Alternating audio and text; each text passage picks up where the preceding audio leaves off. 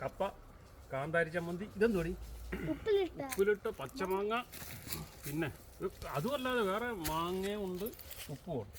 തട്ടിക്കോ. ഫ്രാഞ്ചി ചേട്ടാ എങ്ങനെയുണ്ട്? പൊളി, സൂപ്പർ.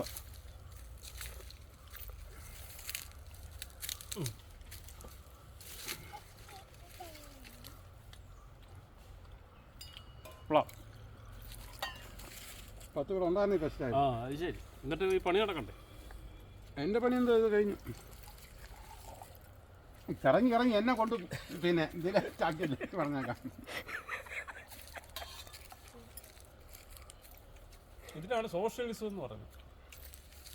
അല്ലെങ്കിലും അയ്യത്തിരുന്ന് ആഹാരം കഴിക്കുന്നവരുടെ രുചി വേറെ ഒന്നുമില്ല. നമ്മളിത് പൊങ്കാലയായിരുന്നു, കപ്പ പൊങ്കാല. തിരുവനന്തപുരത്ത് നിന്നുള്ള പായസ പൊങ്കാലയായിരുന്നു ആറ്റുകാല് ദേവിക്ക്. നമ്മുടെ സ്വന്തം നമ്മൾ കൃഷിയിടത്തിൽ ഉണ്ടാക്കിയെടുത്ത്